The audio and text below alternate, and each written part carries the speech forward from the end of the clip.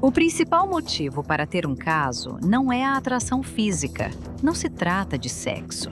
Todas as mulheres, no entanto, são realmente diferentes. E aqui está o porquê. Você já viu algum relacionamento em que uma das pessoas é narcisista ser um relacionamento bem-sucedido e feliz? Se ambas forem. Sério? Ambas são legais e narcisistas. Serão felizes. Me conte mais.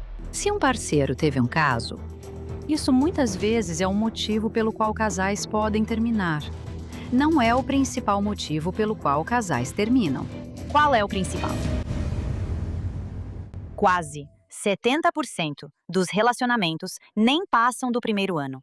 E mesmo os que passam, mal duram 3 anos. Então, doutora Julie Gottman, como psicóloga clínica, a maior especialista em relacionamentos do mundo, com mais de 40 anos de experiência, por favor, ajuda as mulheres a entender os homens com um jogo chamado A Diferença Entre Nós. Tudo certo? Está pronta? Menino, Tudo bem. vamos lá.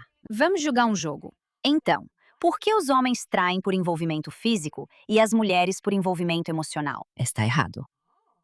Totalmente errado. Absolutamente errado. Então, o que vimos tanto com homens quanto com mulheres é que o principal motivo para ter um caso não é a atração física. Não se trata de sexo. Trata-se de solidão. Então, quando os homens estão se sentindo realmente distantes de suas parceiras por qualquer motivo, isso pode começar como uma amizade. Vai começar no cafezinho. Então, como foi sua noite ontem? Ah, não foi tão boa. E aí eles começam a falar sobre o casamento com outra pessoa. E essa outra pessoa fica tipo: nossa, isso é terrível. E essa pessoa realmente demonstra empatia. E aí o vínculo vai ficando cada vez mais forte. E, eventualmente, isso se manifesta em uma conexão física. É por isso que tanto homens quanto mulheres estão tendo casos. Agora, estou falando de forma bem geral, certo? Mas para realmente trair alguém, esse é o ponto principal dos casos. Você está traindo o parceiro. Você está mentindo para ele sobre onde está, o que está fazendo, com o que está gastando dinheiro, etc. E geralmente isso vem da solidão. Então, como a solidão e estar apaixonada se unem? Porque essa é realmente a questão principal. Então, o que acontece é que um homem pode se sentir apaixonado pela parceira, mas afastado pela parceira. Ou como se a parceira não tivesse nenhuma compreensão do que ele está passando, seja no trabalho, com as crianças, qualquer coisa assim. E eles realmente querem alguém que os compreenda emocionalmente também. O que leva a outro grande mito sobre os homens. O mito é que os homens realmente não sentem as coisas emocionalmente.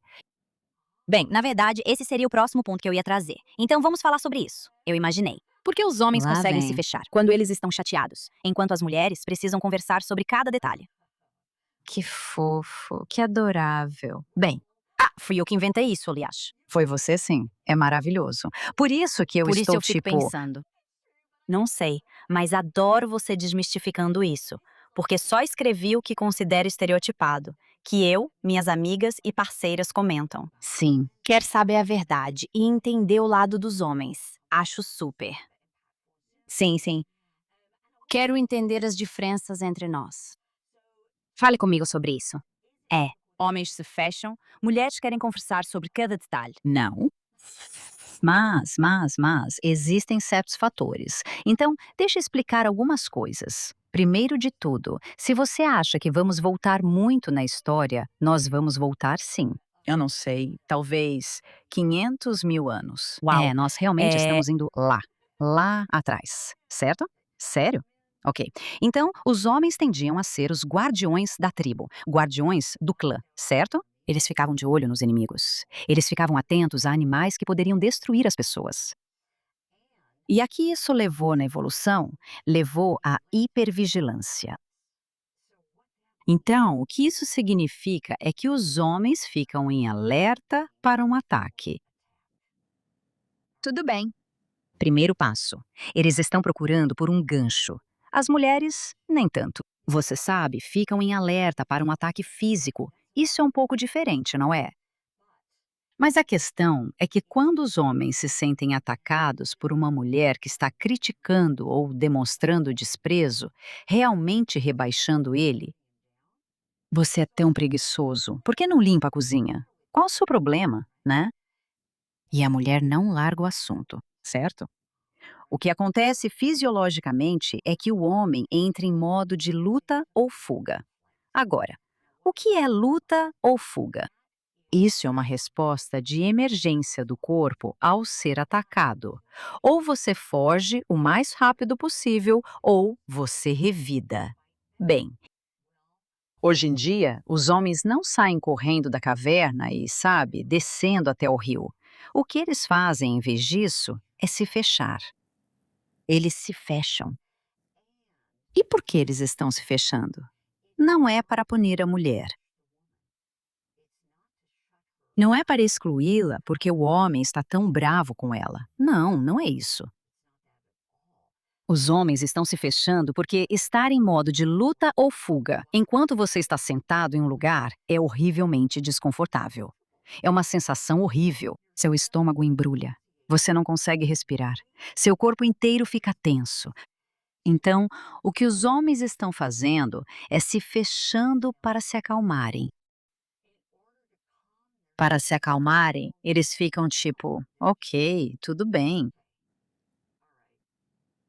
Isso vai acabar logo. Eu vou superar. É isso que está acontecendo com os homens. E dizemos que os homens entram em sobrecarga. E essa sobrecarga, que é a reação de luta ou fuga, resulta em bloqueio. O bloqueio é esse desligamento, se tornar uma parede de pedra e não dar nenhum sinal ao parceiro de que está ouvindo ou prestando atenção. Nenhum sinal, absolutamente. Então, o que eles estão fazendo é se voltando para dentro de si mesmos para tentar acalmar o próprio corpo, porque eles estão se sentindo péssimos. É isso que acontece quando os homens se fecham. E quando analisamos nossa pesquisa, de fato, 80% das pessoas que se fechavam entre homens e mulheres eram homens. 80%, certo? Mas pense novamente sobre essa hipervigilância. Por evolução, o corpo inteiro deles foi treinado para ficar atento a ataques. Então, se eles se sentem atacados, eles vão ter essa reação de estou sendo atacada. Eu não aguento isso. E eles ficam sobrecarregados e não conseguem se acalmar. Agora vamos comparar isso com as mulheres. Pense nas mulheres. As mulheres são fisiologicamente feitas para amamentar bebês. Mas você não consegue ter a descida do leite se estiver tensa. Você não consegue. Você precisa estar super relaxada como mulher para alimentar seu filho. Então, através da evolução, ao longo de milhares e milhares de anos, as mulheres desenvolveram a habilidade de se acalmar rapidamente. Elas conseguem manter a calma. Podem parecer emocionalmente intensas, mas a menos que a fisiologia delas esteja completamente fora do normal, ou seja, que os batimentos cardíacos delas, mesmo sentadas, estejam acima de 100 batimentos por minuto. Elas não estão sobrecarregadas, então elas conseguem se manter presentes, entende? No entanto, há uma exceção para isso. E foi isso que vimos também em nossa pesquisa. Mulheres que sofreram abuso, abuso físico, abuso sexual, abuso emocional, abuso psicológico. Essas mulheres, que obviamente foram violadas, vão se sentir sobrecarregadas muito mais facilmente. Mas a sobrecarga emocional delas se manifesta de forma diferente. É tão interessante. Os homens simplesmente se afastam. Eles se dão permissão para se afastar. As mulheres, claro, são criadas para cuidar das pessoas, para cuidar dos relacionamentos. É assim que a sobrecarga delas vai se manifestar. Elas estão olhando, mas ninguém está em casa. Ninguém está em casa. Elas se retiraram para outro cômodo, mesmo que seus corpos ainda estejam ali. Meu Deus, isso está ótimo. Quero analisar porque foi excelente, Julie. Tudo bem, pessoal. Já voltamos com a doutora Julie Gottman. Mas, por um segundo, se você quer construir sua confiança, aumentar seu autoestima, estabelecer limites e se impor, então aperte esse botão de se inscrever aí embaixo para ser notificada toda vez que sair um episódio novo. Minha amiga, você não está sozinha e estamos aqui. Vamos construir nossa confiança juntas. Inscreva-se para receber notificações. Agora, de volta ao episódio. Eu penso. Isso mudou tudo na forma como eu penso agora. Porque eu me lembro, quando estou me aproximando do meu marido, que eu sou o tigre dente de sabre e ele está tentando se acalmar. Essa é uma maneira linda de interpretar o silêncio e o bloqueio. Isso me faz entender por que ele faz isso. Sim, Gostaria de chegar ao ponto de me comunicar com meu parceiro sem que ele se feche ou se sinta sobrecarregado.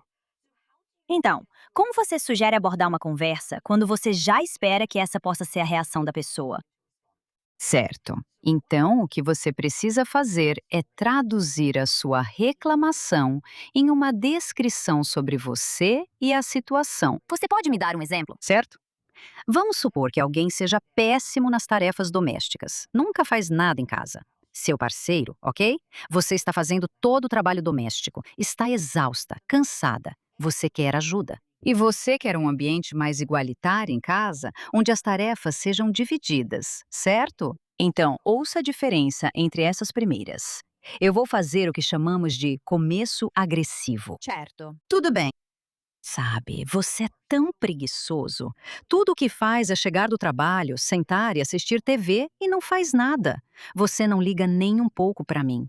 Você, você, você. Deixa eu simplificar. Como você se sente quando eu faço assim? Você, você, você se sente atacada com certeza, né? Por que isso acontece? Por quê? A parte em que você está descrevendo o parceiro com críticas, né? Com críticas, com desprezo. Agora ouça a diferença. Querido, sabe, eu vou trabalhar durante o dia, chego em casa e me sinto exausta. Me sinto exausta. Então é assim que eu me sinto. Eu me sinto em relação a quê? Eu me sinto exausta. E então olho ao redor da casa e a casa está uma bagunça. Eu descrevi o parceiro? Não. Estou descrevendo a situação de forma neutra. Então, primeiro passo, o que eu sinto? Segundo passo, sobre o que eu tenho esses sentimentos? Qual é a situação? Não é o defeito de caráter do meu parceiro? Qual é a situação? E então, a terceira parte é: qual é o seu pedido positivo? Um pedido positivo e não um pedido negativo. Qual é a diferença? Um pedido negativo é assim: eu odeio que você esteja sentado assistindo TV. Tudo bem, isso é negativo. Quero que você pare com isso. Então, um grande não faça isso é um pedido negativo. Sempre e para sempre. Sempre e para sempre. Tudo bem. Inverta a situação e pense: como meu parceiro pode brilhar para mim? O que podem fazer? O que me ajudaria? Querido, eu ficaria tão agradecida se você pudesse passar o aspirador enquanto eu tiro o pó. Você estaria disposto a fazer isso? E você fala isso de forma educada e gentil? Então é isso que você está fazendo. Você está se tornando um pouco vulnerável ao dizer: é assim que eu me sinto. E depois, sendo neutra sobre a situação. E então, você está entregando ao seu parceiro um manual de: é assim que podemos ficar mais próximos. É assim que vou me sentir realmente amada por você. E a maioria dos parceiros quer que o outro se sinta amado, certo? Mas eles não sabem como fazer o outro se sentir amado. Isso é lindo. Adorei sua explicação. Não quero magoar meu parceiro nem ativar algum gatilho nele. Mas também não posso me calar. Preciso resolver esse problema. Certo? Sim. Quantas vezes são 2 ou 3 dias? Você está ganhando coragem. Chega lá, fala tudo errado e pensa. Eu tive 3 dias para escrever e dizer as palavras certas. Então, ter uma estrutura assim eu acho lindo e entendo o porquê. Vamos seguir em frente. Não sei se é verdade, mas gostaria de saber sua opinião. Dizem que homens se casam com mulheres que os fazem se sentir do mesmo jeito que a mãe deles. E as mulheres se casam com homens que as fazem se sentir do mesmo jeito que o pai delas. Ai, meu Deus. Então não. Sério. Não, é verdade mesmo. Eu vou falar só por Ai, mim. meu Meu Deus. marido não é como meu pai. Mas eles me fazem sentir do mesmo jeito. Eles me fazem sentir protegida. Me fazem sentir segura. Me fazem sentir amada. Me fazem sentir especial. Sorte a sua? É, mas eu não tinha certeza se existe uma correlação real. Não. Não. Na verdade, muitos parceiros escolhem pessoas exatamente opostas ao que cresceram convivendo. Mas isso também não é necessariamente bom. Obrigada por desmistificar isso. Tenho mais perguntas se quiser Ok, continuar. claro. Por que homens buscam sexo para se sentirem próximos, enquanto mulheres querem proximidade antes de ter sexo? Essa é ótima. Isso é verdade. Sim, I feel like I você need a ding, ding, encontrou ding. uma verdade. Também sei. Ok, muito bom. Aqui está o motivo, e isso é realmente interessante. Nossa, deixa eu falar uma coisa. Eu sinto muita pena dos dois gêneros. Muita pena dos dois. É o seguinte: os homens são criados para serem autônomos, independentes, invulneráveis. Olha só, os super-heróis masculinos, eles são invulneráveis, né? Eles não podem ser feridos, só talvez por kryptonita ou algo assim. Então, eles podem mostrar vulnerabilidade, entende? Eles podem expressar emoção, eles podem demonstrar tristeza, medo, ansiedade, dor, luto. Não, não, não. Os homens são ensinados a não fazer isso. Sabe, todo mundo já ouviu aquele comentário para um menininho: não chora, não chora. Isso não é certo. No entanto, o que isso significa é que os homens só podem expressar raiva. É assim que eles são treinados socialmente. Eles podem expressar raiva, nada mais. Eles não podem ser vulneráveis. Porém, as mulheres, sim, tudo bem. Mulheres podem chorar, expressar medo, ansiedade, todos esses sentimentos que são mais vulneráveis. As mulheres podem fazer isso. E se os homens não podem expressar o tipo de emoção que precisam para se sentirem conectados com sua parceira, como mais eles vão se sentir? Vai ser através do contato físico, da intimidade física. Porque sempre tem que ser sexo. Por que não pode ser ficar abraçados? Porque ficar abraçado remete a ser criança. E homens não podem parecer crianças. Claro que não. Eles têm que ser grandes, fortes e durões, né? Isso é um tipo de masculinidade tóxica. Então, ficar abraçados não vai bastar. Eles têm que ser sexuais, ter desempenho e blá, blá, blá. Mas, no fundo, o que eles realmente precisam é de conforto. Então, a pergunta que eu faço é: eles acabam fazendo sexo para conseguir esse conforto? Ser vulneráveis. Sim. Entendi? Sim, Tá bom. exatamente, exatamente. Pensa bem, sabe? Os homens vão até uma mulher e é a mulher que os recebe, sabe? Esse é o ápice da relação sexual, né? As mulheres estão recebendo eles? Bem, se as mulheres fazem isso, o que isso significa é que o homem é amado. Isso se traduz em amor. Pode não ser amor. Mas o outro ponto disso é que a necessidade de toque é tão fundamental para o nosso bem-estar quanto a necessidade de comida, de água, de movimento. Nós precisamos muito do toque. É isso que a ciência nos diz. Precisar de toque não é uma necessidade que você deixa para trás na infância. Está presente em cada célula do seu corpo, certo? Mas como você consegue esse toque? Se ficar agarradinho é proibido. O que mais fará como homem? Sexo? Sim, Sim. isso mesmo. As mulheres, no entanto, são realmente diferentes. E aqui está o porquê.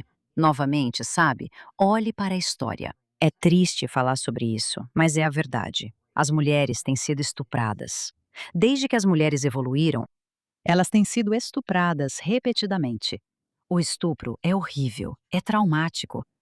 Uma em cada 4 meninas até os 18 anos já foi abusada sexualmente. Que a gente saiba, né? Que a gente saiba, exatamente. E por isso as mulheres não se sentem necessariamente seguras em ter sexo logo de cara, sem nenhuma conexão emocional.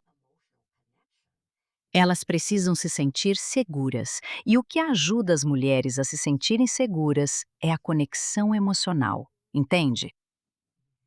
Aí elas podem se abrir para o homem, ser receptiva a ele, fazer sexo e se doar para ele.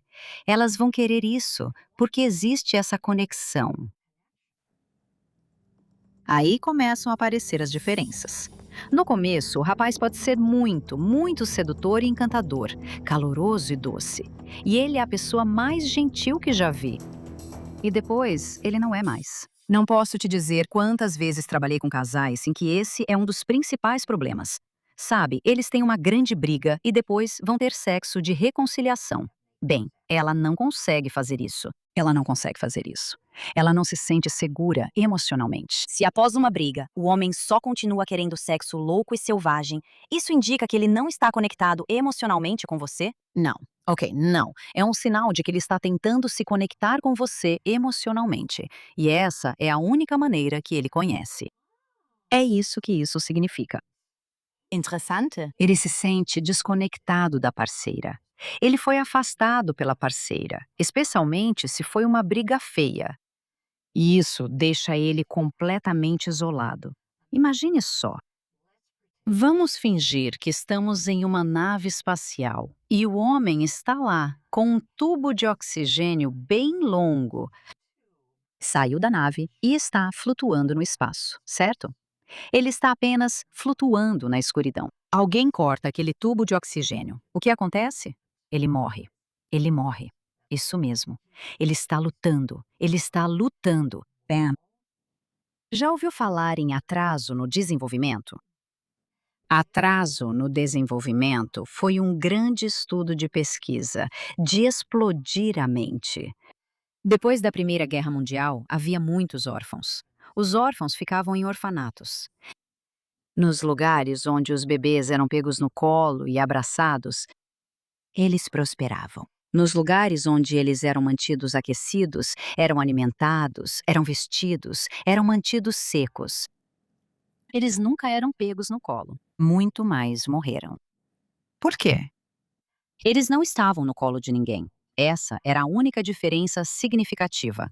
Eles não estavam sendo pegos no colo. E quando eles eram pegos no colo e segurados, as taxas de mortalidade diminuíam. Está vendo? Então, essa necessidade é fundamental para o que significa ser humano. Então, volte para a nave. O homem está lá fora, flutuando no espaço sideral. O que ele vai querer fazer? Ele está tentando desesperadamente voltar para a nave. A mulher é a nave. Certo. E através do toque, quero dizer, essa é a única forma primordial e básica que ele conhece para voltar à nave. Tenho mais uma que adoraria analisar, se tudo bem. Claro, Então, por que os homens permanecem em relacionamentos quando estão infelizes e as mulheres vão embora quando desistem de vez? essa é boa.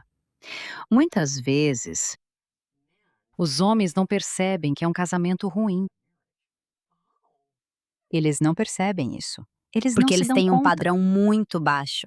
Sim, eles têm um padrão baixo e estão só levando a vida, levando a vida, levando a vida. E sim, vai melhorar. Vai ficar tudo bem. Vai melhorar, melhorar, melhorar. Se houver muita crítica e desprezo, aí já é outra história. Sabe, eles vão se afastar. Mas vamos pensar em outros fatores envolvidos. Quantos desses homens têm filhos? Certo? Provavelmente muitos deles. Então, eles ficam pelos filhos. Esse é um grande motivo pelo qual os homens ficam. Quanto às mulheres, de novo, isso remonta aos anos 70. Eu penso na minha avó, Lisa. Minha avó era casada com um homem que era horrível, horrível, horrível. Ele era um monstro. Ele era violento, ele a estuprava, batia nela, etc. Ele era, ele era realmente ruim. A vovó tentou ir embora. Sabe quanto ela recebia? Ela tinha 2 filhos para criar e foi trabalhar numa fábrica exploradora. Trabalhou numa fábrica dessas. Nem falava inglês, mas costurava. Não conseguia ganhar dinheiro suficiente para sustentar os 2 filhos. Então, ela teve que voltar para ele. Certo, primeiro passo. E esse era o caso das mulheres até que elas voltaram ao trabalho. Uma vez que as mulheres voltaram ao trabalho e conquistaram independência financeira, então, puxa vida, eu não preciso ficar aqui. E muitas mulheres também permaneciam em relacionamentos antes dessa época porque não havia como elas sobreviverem sozinhas. Os estados não adotavam o regime de comunhão de bens, em que, após o divórcio, homens e mulheres dividiam tudo igualmente. As mulheres ficavam com cerca de 20%, os homens ficavam com 80%, e as mulheres não conseguiam sobreviver. Outra coisa é que as mulheres têm círculos de apoio feminino para ajudá-las. Elas constroem relacionamentos muito mais próximos, bonitos e íntimos com suas amigas. Então, elas se sentem apoiadas socialmente por suas amigas e não estão completamente isoladas e sozinhas. Os homens, por outro lado, têm muito mais dificuldade em construir esse tipo de proximidade com outros homens. Então, normalmente, quando se pergunta aos homens quem é o melhor amigo deles, eles respondem que é a esposa.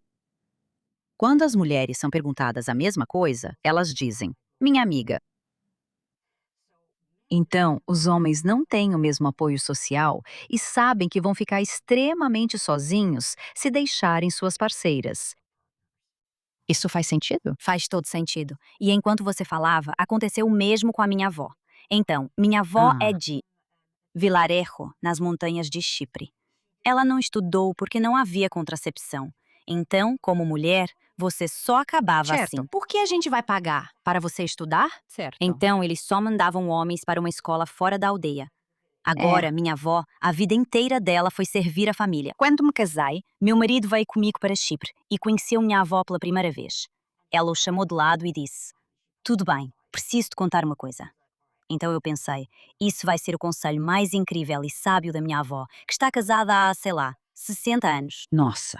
Ela se vira e diz: olha, se ele te bater, não se preocupe. Talvez você tenha merecido. Oh! Teias. Meu Deus, isso é tão triste. Naquela época, eu era jovem o suficiente para dizer: vovó, haha. Agora, olhando para trás, é exatamente o que você disse. Ela me deu o melhor conselho que achou que ajudaria sua neta a sobreviver. Ela está dizendo: ei, olha. Porque ela tem uma mentalidade antiga. Mas é o homem que vai te sustentar e pagar pelo teto. Então, se ele te bater, o que você vai fazer? Vai embora? Se você for embora, ficará sem filhos, comida e teto. Então, quando comecei a me mover e realmente entender o que ela estava dizendo, para ela, esse realmente era o melhor conselho que ela podia dar para a neta, porque para ela era uma questão de sobrevivência. Isso mesmo. Entendo o que você diz, que felizmente muitas mulheres não estão nesse modo de sobrevivência e podem ir embora. Tudo bem. Então, doutora Julie Gottman, discutimos várias situações em que homens e mulheres agem diferente e buscamos compreensão. Certo. Quais outras coisas você acha que nós realmente simplesmente não entendemos sobre os homens? Que se a gente entendesse, teríamos um relacionamento muito mais bonito. Homens não querem ser tratados como crianças. E simplesmente colocar o braço em volta de um cara, colocar a mão no joelho dele. Não tentar resolver problemas que ele possa estar tendo no trabalho, com um amigo ou qualquer outra coisa, mas apenas demonstrar empatia por ele. Ele precisa disso tanto quanto uma mulher. Então, essa é mais uma coisa.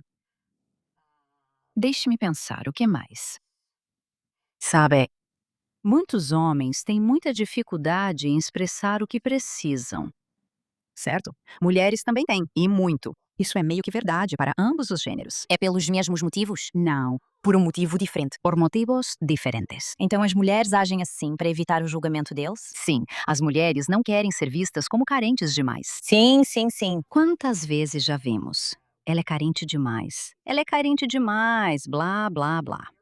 Não existe isso de ser carente demais. Não existe isso. Estou aqui para dizer isso tanto para homens quanto para mulheres. Necessidades são normais. Elas são naturais. Fazem parte de sermos animais de grupo, certo? Tudo isso. Para os homens, no entanto, isso significa que você é fraco.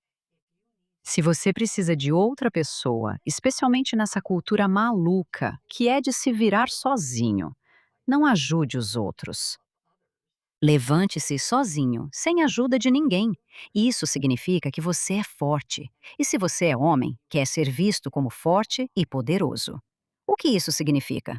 Você não pede nada para ninguém. Então, os homens vão ter muita dificuldade para expressar suas necessidades. Ao mesmo tempo, as mulheres não devem presumir que sabem. Elas não devem tentar adivinhar, mas em vez disso, apenas perguntar. E pode ser algo assim: querido, como posso te ajudar a se sentir mais apoiado agora? Nessa situação, eu sei que isso é muito difícil.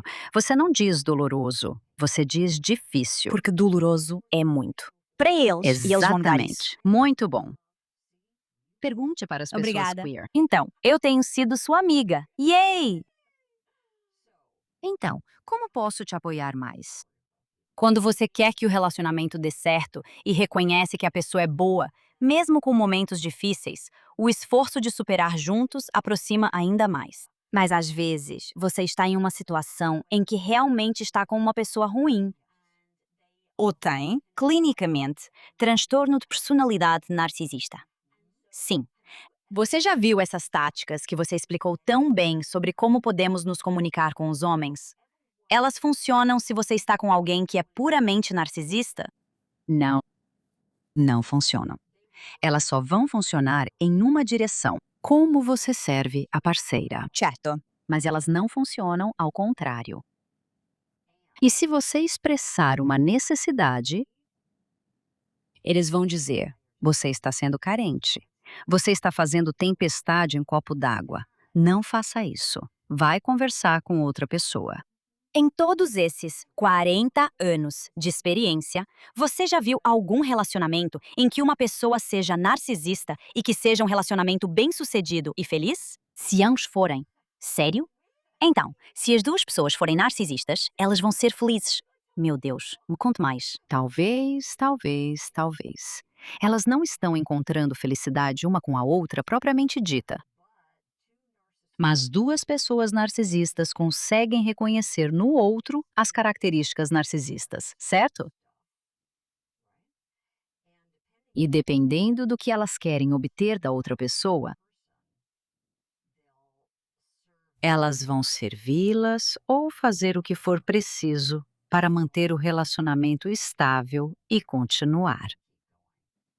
Que conselho você daria a alguém em um relacionamento com uma pessoa narcisista? Caia fora. Sério? Se for narcisismo tóxico, saia fora. Por quê? Com uma pessoa que tem transtorno de personalidade narcisista, primeiro, é impossível para ela ter empatia. Ela não consegue sentir empatia por você. Então, você não vai sentir uma conexão emocional com essa pessoa. Segundo, elas provavelmente não são pessoas seguras, porque as necessidades delas vêm em primeiro lugar. Não importa o que aconteça, mesmo que isso te machuque. Como investir em algum negócio ridiculamente fadado ao fracasso e depois perder todo o dinheiro? Elas não vão te ouvir. Elas não vão aceitar a sua influência. Elas podem maltratar as crianças e vão te maltratar também. E você sempre vai sentir que está falhando com elas, porque nunca vai conseguir dar o suficiente para satisfazer aquele grande vazio que existe dentro, bem no centro de alguém com esse tipo de problema. Então você precisa aceitar que nunca será prioridade, lembrada ou considerada por elas. É, isso mesmo. E o mínimo absoluto que você tem que fazer para o cara não te deixar. Uhum. Mas é realmente triste. Esse tipo de relacionamento é tão triste. Eles conseguem sustentar isso, mas é triste. O pior é que no início parece incrível e isso causa a maior decepção. Se fosse possível prever, se vejo um lobo, sei que tem presas e devo ter cuidado.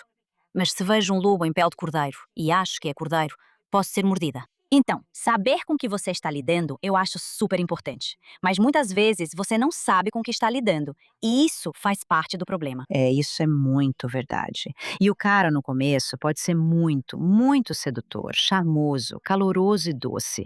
E ele é a pessoa mais gentil que eu já vi. E depois ele não é mais. Então, uma mulher realmente precisa sair desse relacionamento.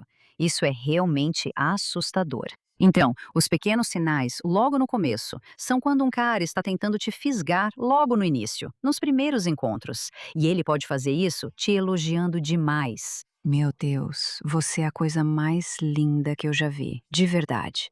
Olhando para você, para quem você é. E eu não Mas estou na dizendo isso verdade, como que homem. gentil da sua parte, mas você acabou de dizer isso sobre mim. Se um homem falasse isso, como mulher, você se sentiria lisonjeada. Ouvir elogios assim faz bem. Então, onde está essa linha tênue entre receber um ótimo elogio que te faz sentir bem e cair na teia do manipulador? Uau, que pergunta linda, linda mesmo. Então, uma grande diferença é que o cara está tentando te apressar rumo a um compromisso permanente, para um relacionamento em que vocês fiquem grudados um no outro. E isso é um mau sinal. Elogios são maravilhosos, você está certa. Mulheres adoram ouvir isso. Quem não gosta de ouvir "você é fabulosa, linda"? No entanto, a outra coisa que eles estão fazendo, que é realmente interessante, e essa é uma das perguntas-chave que uma mulher deve fazer a um possível novo parceiro, talvez no terceiro encontro, algo assim, é: então me diga, por que seu último relacionamento terminou? Se eles culpam a mulher, isso é um problema. Ele não está assumindo a responsabilidade pela parte dele. E vou te dar um exemplo extremo disso. Nós pesquisamos quem tinha tido mais casamentos do que qualquer outro homem neste país. Glenn Scotty Wolf. Wolf. Bem, esse cara chamado Glenn Scotty Wolf, ele teve 57 casamentos. 57, nossa! A cada poucos meses, ele conhecia alguém, a seduzia e trazia para perto dele. Então, perguntaram para ele, mas a gente não estava por perto na época. Por que seu último relacionamento terminou?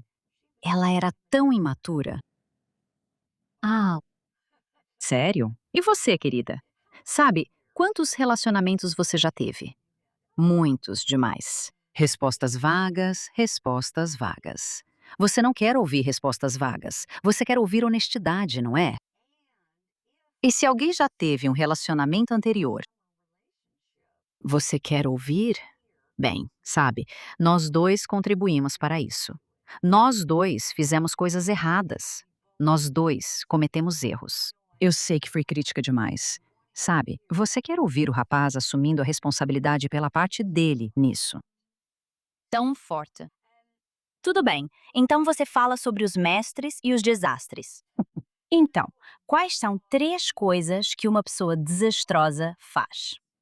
E então, qual é o oposto que um mestre faz? Uma pessoa desastrosa provavelmente vai praticar muito o que chamamos de os quatro cavaleiros do Apocalipse: crítica, desprezo, defensividade e bloqueio. Elas vão fazer tudo isso. Pode me dar um exemplo de cada? Sim, crítica significa atribuir um problema a uma falha de personalidade do seu parceiro. Você é tão preguiçoso, você é tão sem consideração, você é tão egoísta, você é tão maldoso, você é um idiota, etc. Essas são todas críticas, ok? O desprezo é o ácido sulfúrico de um relacionamento. Ele destrói relacionamentos. O que é isso? Bem, normalmente o parceiro que demonstra desprezo se considera superior ao outro. E então, há um pouco de desdém mordaz ou nojo nas expressões dessa pessoa que demonstra desprezo. E alguns exemplos disso são sarcasmo. Você acha que é tão esperta, não é? Ha! E revirar os olhos. Uh, essa expressão física. A O risada. lábio subindo. Isso é desprezo. Então, o desprezo é terrível e ele não só destrói relacionamentos, como também destrói o sistema imunológico de quem ouve, certo? O que é horrível. É tão estressante para quem ouve que o sistema imunológico dessa pessoa enfraquece com o tempo. E isso já foi comprovado cientificamente.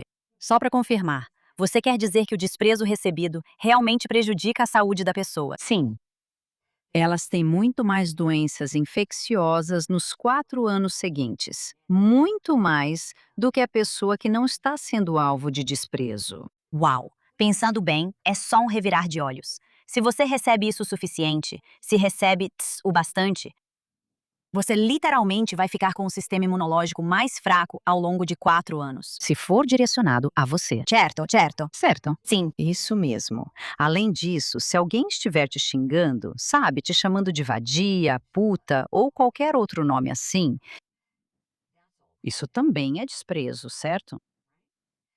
Zombaria, isso é desprezo.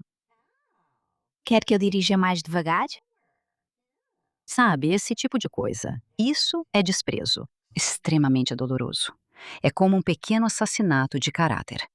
Certo. Então, é isso que os casais problemáticos fazem. O que os casais bem-sucedidos fazem de diferente disso? Bem, é um pouco como o que eu estava descrevendo. Eu falo sobre o que sinto e aqui está o que eu preciso, uma necessidade formulada de forma positiva. Esse é o começo de trazer à tona uma questão que você quer conversar com seu parceiro sem usar os 4 cavaleiros. Mas, em segundo lugar, ainda mais importante, é que você use suas discussões como uma forma de entender seu parceiro mais profundamente. E é aí que entra a nossa pequena intervenção de 6 perguntas. Sim, tudo bem passar Certo? pelas 6? Sim. Deus é simplesmente incrível. 87% dos casais em crise conseguem grandes avanços no conflito em impasse deles usando essa intervenção. 87%? Sim, é Uau! super alto. E é isso que você faz se estiverem em um impasse numa discussão onde nenhum dos dois cede. Certo? Entendi. Certo, exatamente isso. Isso é um impasse. Então, a pessoa que está ouvindo deixa de lado sua posição sobre o assunto e simplesmente faz as seguintes 6 perguntas para quem está falando. E quem está falando simplesmente responde a essas perguntas para quem está ouvindo. E observe, nenhuma das perguntas é exatamente sobre o conflito. Quero dizer, elas são sobre o conflito, mas são apenas sobre a pessoa que está falando se descrevendo, não descrevendo você. Então a primeira é: você tem alguma crença, valor ou ética que faz parte da sua posição sobre esse assunto? 2. Existe alguma história de infância ou algum relacionamento anterior a mim que tenha afetado sua posição sobre esse assunto? 2. 3. O que faz com que isso seja tão importante para você, essa posição sobre o assunto? 4. Quais são seus sentimentos em relação a isso? Claro. 5. Existe um sonho ideal aqui que fundamenta a sua posição sobre esse assunto? E então, finalmente, 6. Existe algum propósito de vida? Como um propósito de vida realmente profundo ou significado que faz parte da sua posição sobre essa questão? Agora veja o quão profundamente você foi para entender por que alguém está mantendo uma posição inflexível e não quer ceder. Às vezes, mesmo quando parece algo mundano, você realmente não cede. Sério, parece tão simples. Certo. Pode ser algo simples, como quem fica com o controle remoto enquanto assistem TV. Digo, pode ser algo trivial. Mas quando você vai mais fundo, tem toda uma grande história por trás disso sobre controle, né? Sobre controle, sobre não ter controle, sobre se sentir sufocada e todos os tipos de significados ocultos por trás disso. Depois elas trocam de papel. Agora, quem estava ouvindo passa a ser quem fala. Quem estava falando antes agora faz as mesmas perguntas. E ao final disso, as duas pessoas têm muito mais compreensão o ponto de vista da outra. Isso, meu Deus, é daí que isso veio. Oh! E então elas conseguem ser muito mais compassivas uma com a outra e fazer concessões com mais facilidade, porque existe essa compaixão que foi construída. Isso é tão bom. Eu nem percebi que estávamos fazendo perguntas, mas houve um momento, há uns 6 anos, em que eu e o Tom temos uma palavra. Importante. E se eu digo que isso é importante para mim, significa que você não pergunta por quê. Você literalmente larga tudo o que está fazendo e aparece para. Sim. E a gente só usa isso, talvez uma vez por ano. Tipo, mas isso Uau. tem peso. Sabemos que quando você diz que algo é importante, isso realmente conta. Só uma vez, Julie, eu e Tom usamos importante ao mesmo tempo sobre algo e ficamos em impasse. E naquele momento eu fiquei tipo, mas eu acabei de dizer que é importante. E ele, mas eu também acabei de dizer que é importante. Perguntei o que isso significava para ele e por quê. Eu precisava que ele me apoiasse emocionalmente, me abraçasse e ficasse comigo por alguns dias, pois estava passando por um momento difícil. Ele precisava viajar. Eu disse: é importante que fique comigo. Ele respondeu: é importante que eu viaje. De forma meio bagunçada, fizemos exatamente o que você disse. No fim, percebi que para mim era sobre conforto emocional, por isso eu precisava Sim. dele. Era sobre sua identidade. Ele prometeu a alguém que faria algo. Pedir para ele não fazer isso desafiava a identidade dele por inteiro. Quando pensei nisso, achei que o meu era mais importante. Sempre pensamos assim. Quando percebi com o que realmente estávamos lidando e do que o impasse Sim. realmente se tratava. Apoio emocional. O dele era, isso é parte fundamental de quem eu sou como ser humano. Eu pensei, o dele é muito mais importante que o meu. E assim, nós realmente conseguimos. Depois disso, foi fácil dizer: sabe, amor, você deveria ir. Agradeço por isso, você e John, pois já conhecíamos os 4 cavaleiros do Apocalipse e o quanto o desprezo era enorme. E eu disse isso ao Tommy: se a gente não resolver isso, eu vou sentir desprezo por você ir embora. E eu vou trazer isso à tona em 6 meses, um ano, não querendo, mas eu me conheço. Então, antes de tomarmos qualquer decisão, temos que garantir que, seja qual for a decisão que tomarmos, nenhum de nós vai sentir desprezo pelo outro. Sim. E tudo isso aconteceu porque você destacou a importância de garantir que vocês se entendam, de garantir que vocês se comuniquem um com o outro. E então, chegar a uma conclusão que você sabe que vai servir melhor para os dois, não só para um de vocês. Sim, exatamente. Exatamente. Isso é perfeito. Tudo isso foi graças a você e ao seu trabalho. Então, você tem algo chamado de regra dos 3 minutos de briga. E eu acredito que o John disse isso. Os primeiros 3 minutos de uma briga podem prever o futuro do relacionamento em 6 anos. Certo. Então, um pouco de contexto, pesquisa. Quando trouxemos casais para o nosso laboratório, ou quando os observamos no apartamento laboratório que tínhamos, onde eles ficavam por 24 horas, os casais ocasionalmente tinham um conflito. Mas nós, no laboratório, pedíamos para eles terem um conflito. Por 15 minutos, tentem resolver um problema. Certo. Então, nesses 15 minutos, antes de mais nada, nós vimos. Depois que acompanhamos os casais, 1 ano, 3 anos, 6 anos, até 20 anos, o que aconteceria com o casal. E vimos um poder preditivo incrível nesses 15 minutos, 96%. Nós podíamos saber o que ia acontecer com aquele casal 6 anos depois. Ok? Parte 1.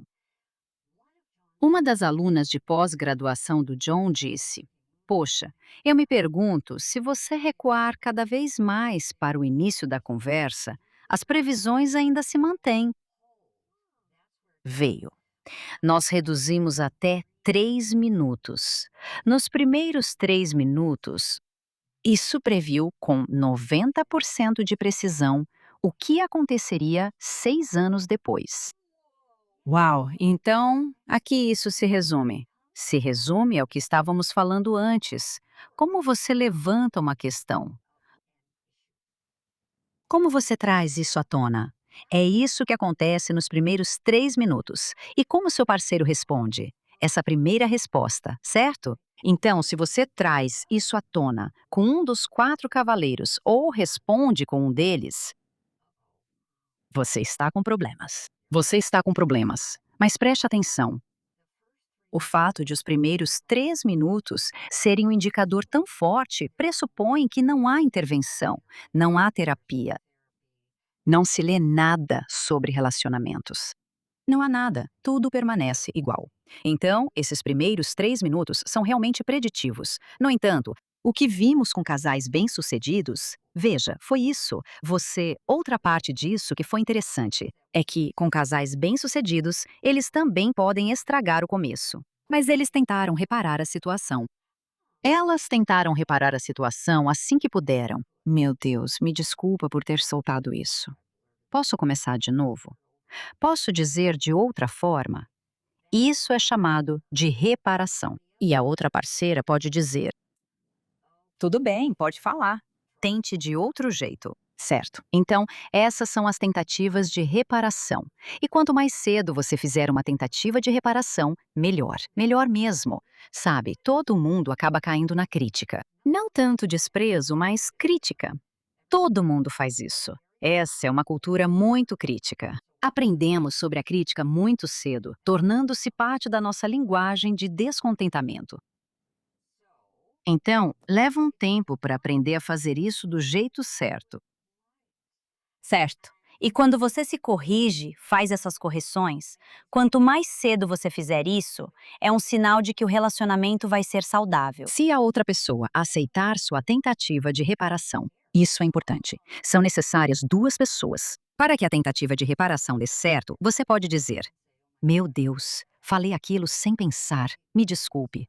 E a outra pessoa responde: vai se ferrar e vai embora, porque está muito brava com a crítica. Bem, isso é uma tentativa de reparação mal sucedida. Isso não é um bom sinal. Certo, é. Ok, você tem uma lista de maneiras de se reconectar em apenas 24 horas. E eu adoraria passar por cada uma delas, se você concordar. Então, temos o número 1. Observe o que seu parceiro faz certo. Essa é muito boa. Essa é muito boa. Então, aqui está o que descobrimos. Isso foi tão interessante, vem de um estudo de pesquisa que não é nosso. Foi feito por 2 mulheres chamadas Price e Robinson. E aqui está o que elas fizeram.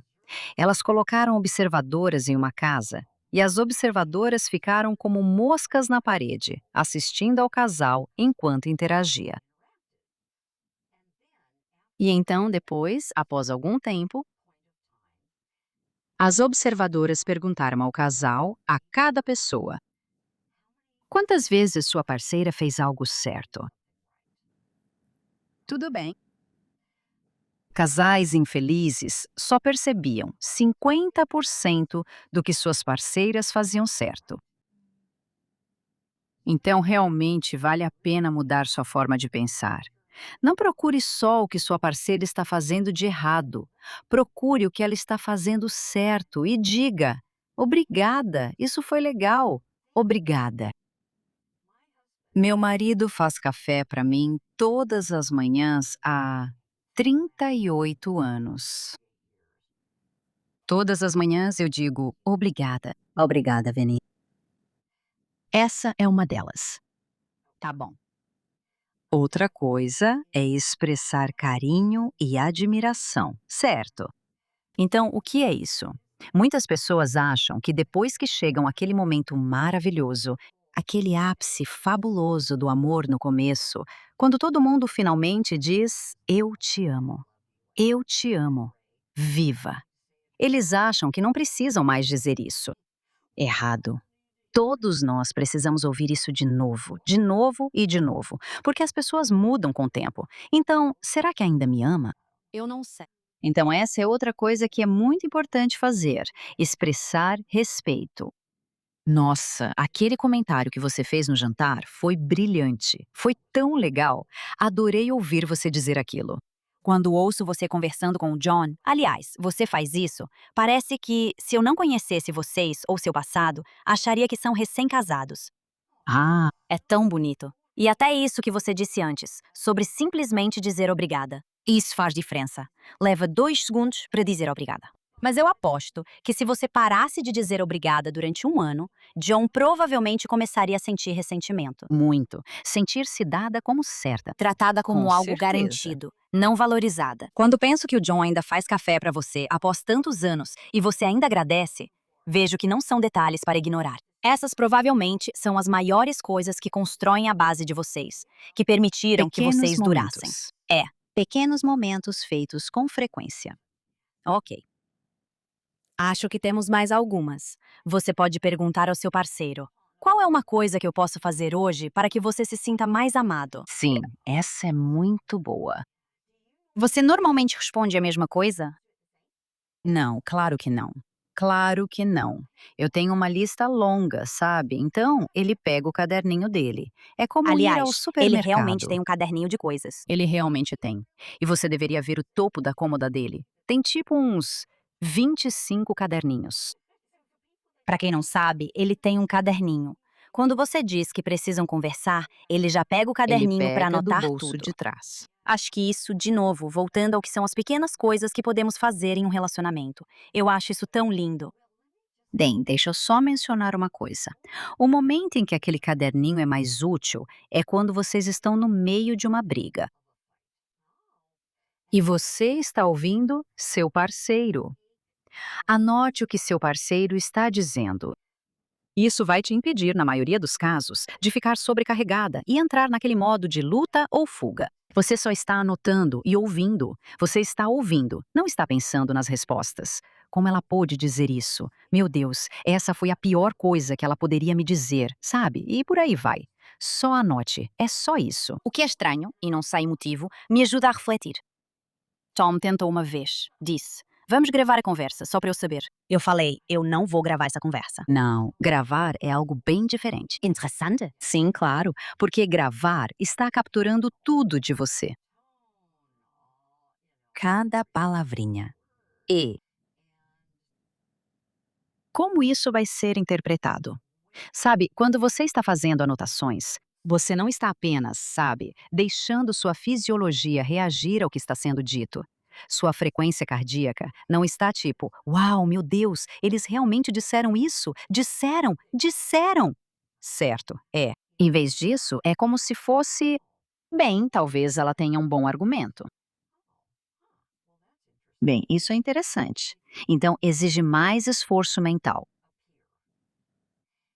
Esse esforço mental mantém a frequência cardíaca, a pressão arterial, todas essas coisas te mantém mais calma.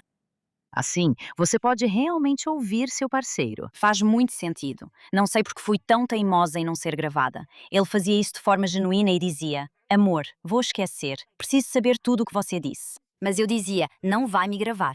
Por isso, faz sentido essa diferença entre escrever e ouvir. Claro. No seu laboratório do amor, você já recebeu e estudou muitos casais. Qual é a coisa da qual, na maioria das vezes, as pessoas simplesmente não conseguem se recuperar? Bem, claro, uma agressão física. Diferentes tipos de traição. Se um parceiro teve um caso, isso muitas vezes é um motivo pelo qual casais podem terminar. Talvez não seja o principal motivo para casais terminarem. Qual é o principal? Solidão e distância. Distância emocional. Distância emocional, onde houve tanto afastamento. E o que quero dizer com isso é ignorar as necessidades do seu parceiro, não querer ouvir seu parceiro, não demonstrar curiosidade sobre o mundo interno dele, sobre a experiência dele, o que ele está passando. Falta de empatia. Simplesmente não conversar de jeito nenhum. E isso é pior do que alguém te trair. Isso mesmo. Isso mesmo. Isso mesmo.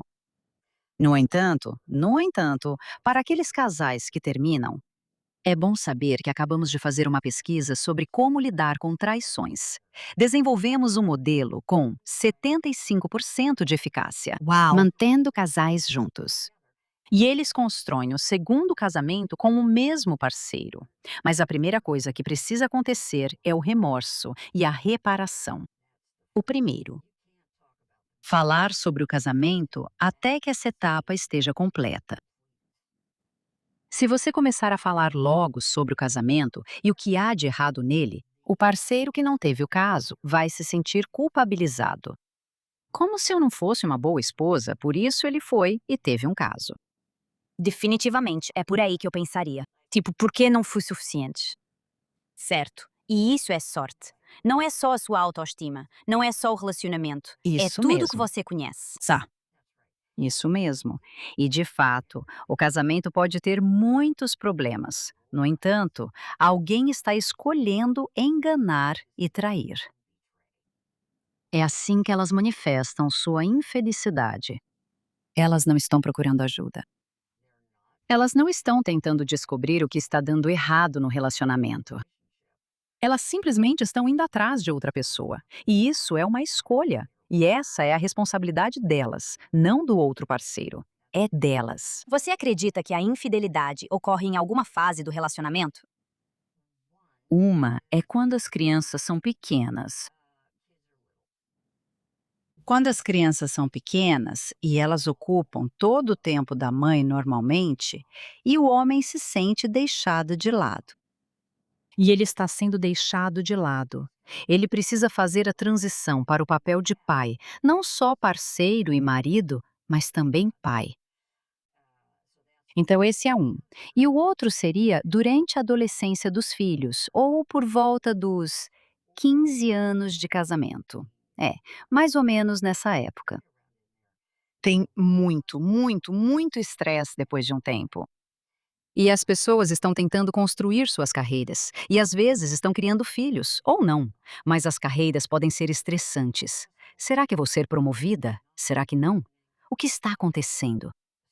Então, esse é outro período que é um momento de alto risco. Olha, eu já falei muito sobre infidelidade no meu programa. E eu leio muitos dos comentários. E eu concordo com muitas das mulheres. E eu simplesmente não sei o que fazer sobre isso. Porque eu ouço muito isso, que é quando uma mulher acabou de ter um bebê, ela não está prestando atenção no marido. E é claro, a mulher vai focar em manter o bebê vivo. Toda a atenção dela vai estar voltada para o bebê. Com certeza. Mas eu também sempre tento olhar para o cara e ser empática, tentar entender. Eu entendo como deve ser passar de ser o número um de alguém para talvez ser o número dois ou o número três agora.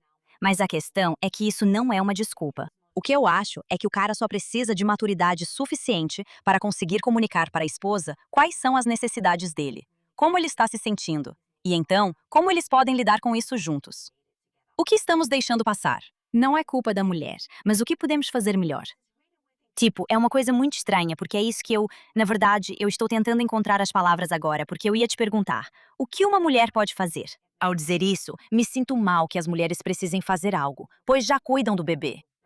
Mas espera, Sim. mas espera. Então, esse é um ponto de vista que as famílias têm há, sei lá, milhões de anos, né? Mas os tempos estão mudando. E eles começaram a mudar em 1960, quando um cara chamado John Quinn se acorrentou à maca da esposa enquanto ela estava indo para dar à luz. Porque naquela época, os homens nunca tinham permissão para entrar na sala de parto para ficar com a esposa. Nunca! E assim, o marido perdia aquela conexão inicial com o bebê desde o momento do nascimento, certo? Então John Quinn disse: esquece isso. Ele se acorrentou à maca.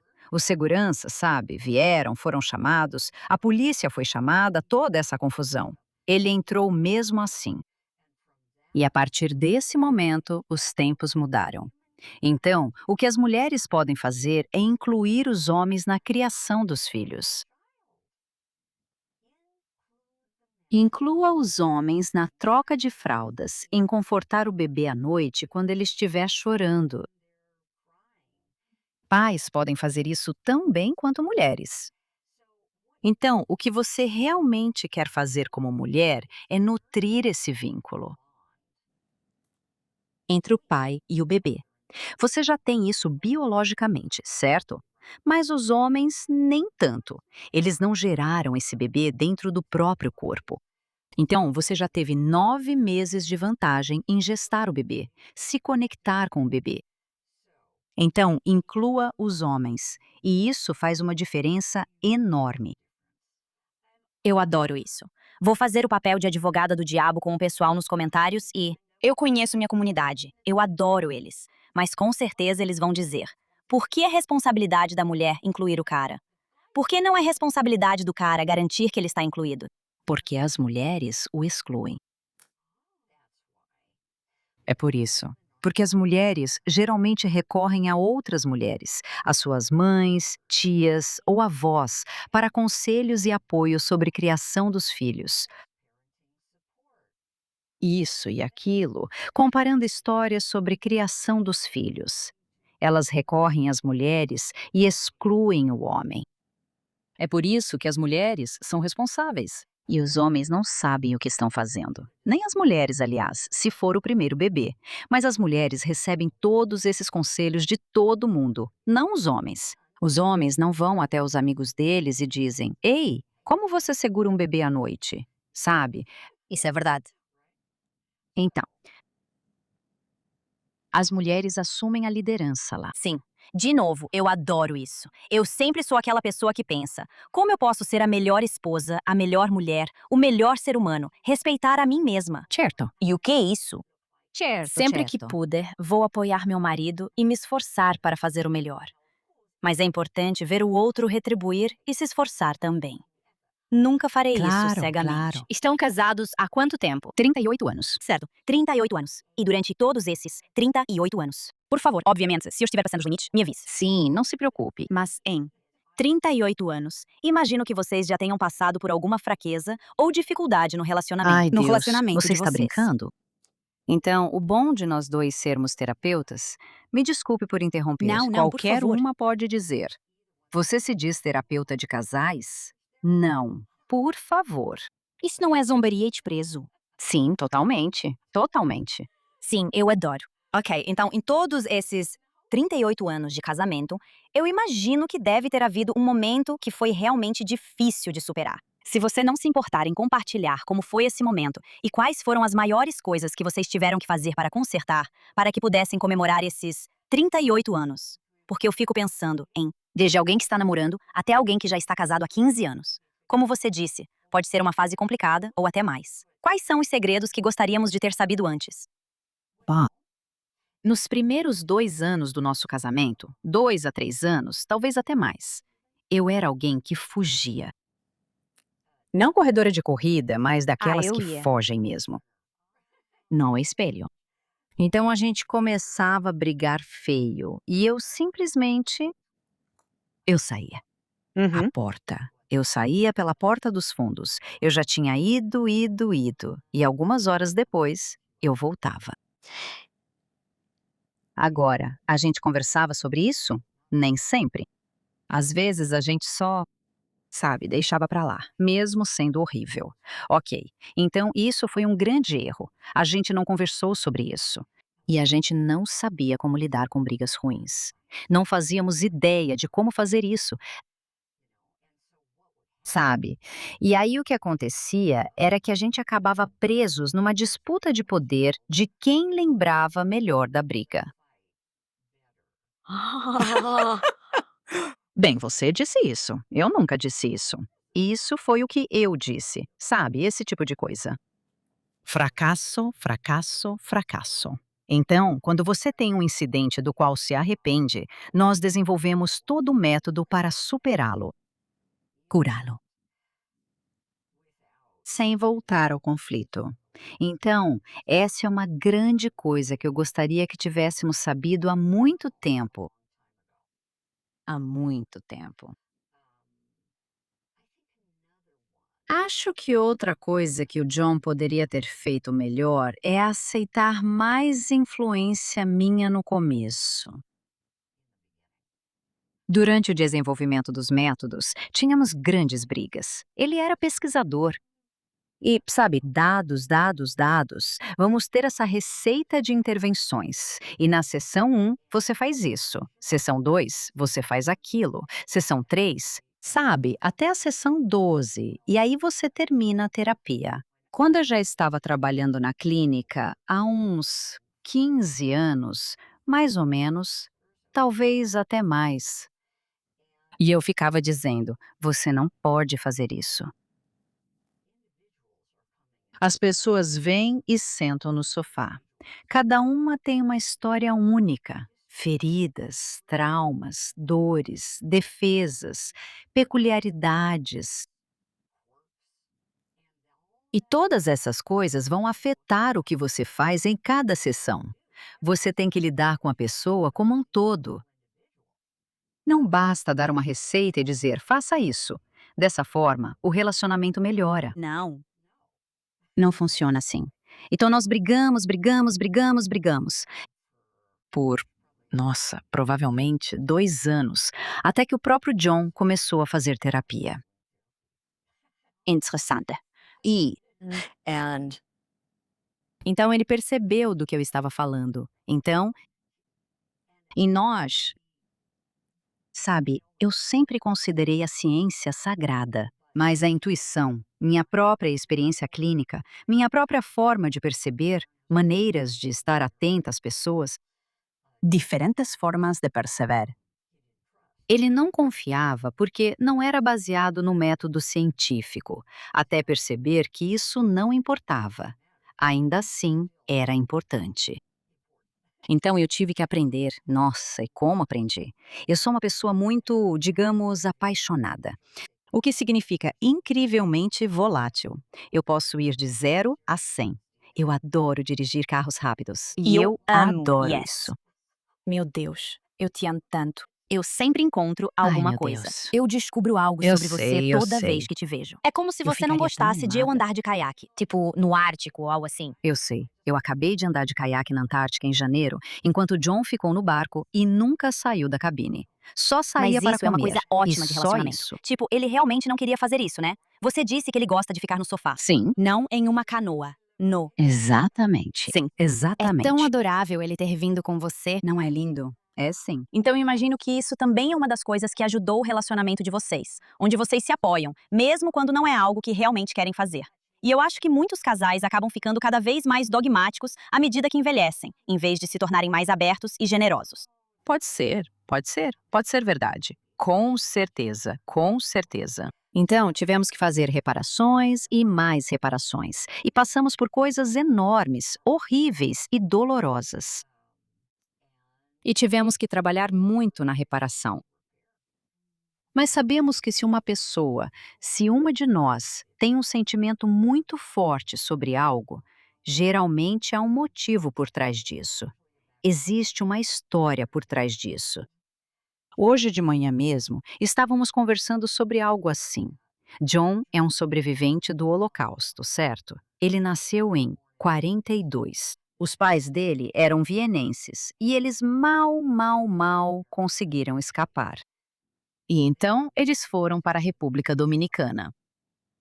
Foi lá que John nasceu, na República Dominicana. Mas eles vieram para os Estados Unidos, em 1945. E eles acolheram sobreviventes do Holocausto que passaram pelos campos de concentração no pequeno apartamento de um quarto deles. Podia ter 12 pessoas morando lá por um tempo em um apartamento de um quarto. E ao redor da mesa de jantar, a partir dos 3 anos de idade, John ouvia essas histórias horríveis, horríveis. Ninguém pensava nos ouvidos de uma criança de 3 anos e em como ela processaria aquilo. E, como resultado, ele percebeu que a raiva e o desejo de se vingar são um tema que às vezes tem sido primordiais na mente dele quando ele realmente foi magoado e quando uma injustiça foi cometida. Isso vem de muito tempo atrás. São 70 anos, certo? Então nós conversamos e conversamos e conversamos durante o café da manhã. Então, o entendimento sobre a humanidade da outra pessoa, humanidade. E o que quero dizer com isso são suas rachaduras, seus defeitos, suas fendas, seus abismos tão profundos. Você quer entender? Você realmente quer entender? Meu Deus, não é de se admirar. É isso que você precisa dizer para si mesma. Não é de se admirar. Meu Deus, é claro, suspenda o julgamento. Suspenda a crítica. Certo? Faz todo sentido. Então, entender isso é uma parte importante para que ele compartilhe comigo e para construirmos esse vínculo mais profundo por causa desse tipo de abertura. Doutora Julie Gottman, preciso. Sim, Por favor. eu conversaria com você para sempre, garota. Olá, onde as pessoas podem te encontrar? Seu conteúdo é incrível. Aplicativo, cursos, site, tudo excelente. Onde as pessoas podem ir para te achar? Elas podem nos encontrar em www.gottman.com. México. Gottman.com. Gottman. E tudo está lá. Todo tipo de coisa está lá. Lisa, Sim, Julie. já fiz 1 milhão de entrevistas e considero você uma das melhores entrevistadoras que já tive. E eu realmente aprecio muito a sua inteligência, sua gentileza, sua sensibilidade e sua profundidade. Meu Deus, você é incrível. Então, é uma grande honra estar sentada aqui na sua frente. Eu vou aceitar isso. Bom, uma lenda como você é. Hum. Gente! Nós estamos felizes no casamento há 23 anos. Tivemos altos e baixos, mas o que mais nos ajudou de verdade foi o Instituto Gottman. Julie e John Gottman. Ela literalmente está aqui hoje e compartilha tudo o que aprendeu e viu ao longo dos anos. Então, gente, se vocês querem construir um relacionamento bonito, não precisam. Mas se quiserem, existem caminhos para chegar lá. Então, sigam ela e vejam todo o trabalho dela. Se ainda não me segue, inscreva-se aí embaixo. Até a próxima. Seja o herói da sua vida. Nossa, isso foi lindo! Se você quer quebrar seus hábitos de garota boazinha e conquistar respeito, então você vai querer assistir essa entrevista bem aqui. Eu entrava em um lugar e olhava ao redor, tipo, vamos jogar. E eu avistava um homem e sabia que podia traí-lo para fazer o que eu quisesse, porque eu entendia isso.